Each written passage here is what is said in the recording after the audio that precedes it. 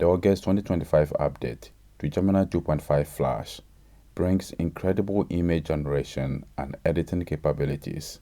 So in this video, I'll show you how to get started with Gemini 2.5 Flash image preview through the API. With this new version of the model, you can upload an image and ask the model to edit some part, for example, changing an outfit, adding and removing objects from an image, and more. You can also blend photos together, so it enables you to upload multiple photos and blend them together to create a new look. Like in this example, there are two photos that are blended together to create a great composition. The Gemini 2.5 Flash image preview also has incredible editing capabilities, so you can edit images similar to what you would do in Photoshop.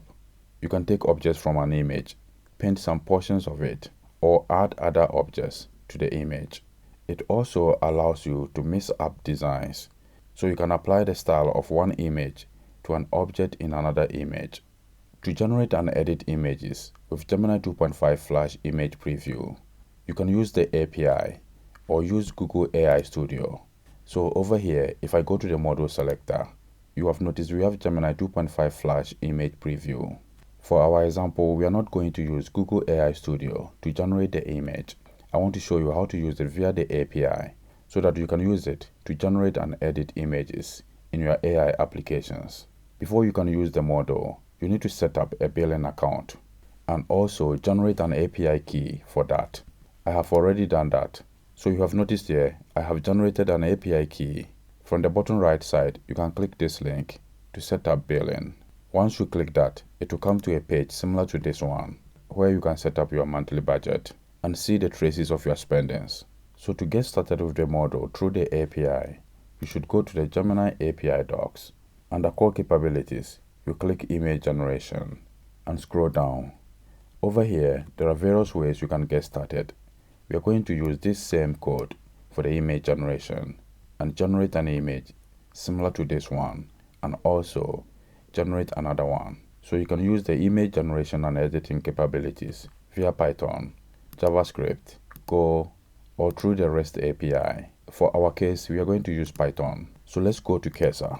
Over here, I have added the same code, but before you start, you need to set up a Python virtual environment and activate it with this command. Also, you should install the python.env package for loading environment variables from a .env file. So if I go to the Files and Folders Explorer, you have noticed here I have added a .env file. Next, you should use this command to install Google Gen AI and also install the Pillow imaging library for image processing. Next, you should add all these imports and load all the environment variables from the .env file. Then you should initialize Google Gen AI client with your Gemini API key from the .env file. There are different ways to store your API keys. With the Gemini API key, you can go to the terminal and run this export command. To use the API key for other projects, you should store it globally on your machine. Let's look at how you can store it on the Mac. When you bring the Finder, you can press Shift Command and H to go to your home directory. And over here, you should press Shift Command and period to show all hidden files.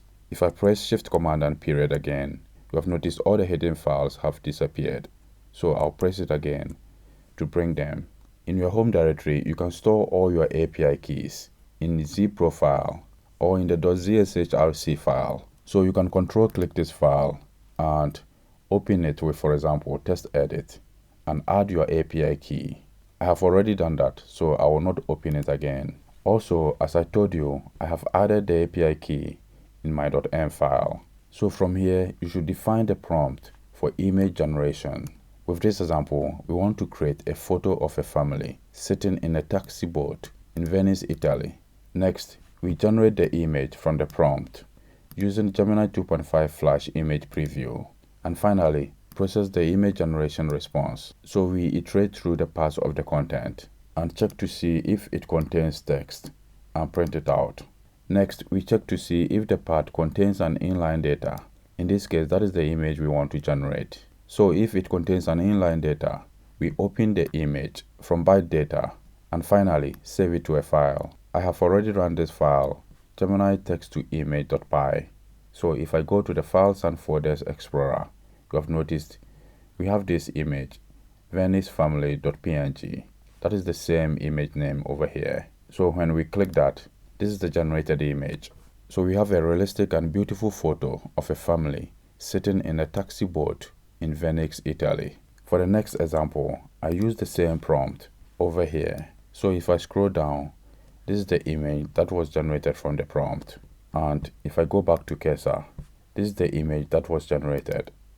So we can compare this image to the one from the API. So this is how to get started with Gemini 2.5 image preview to create photorealistic and beautiful imagery. In our next video, we will look at the image editing capabilities.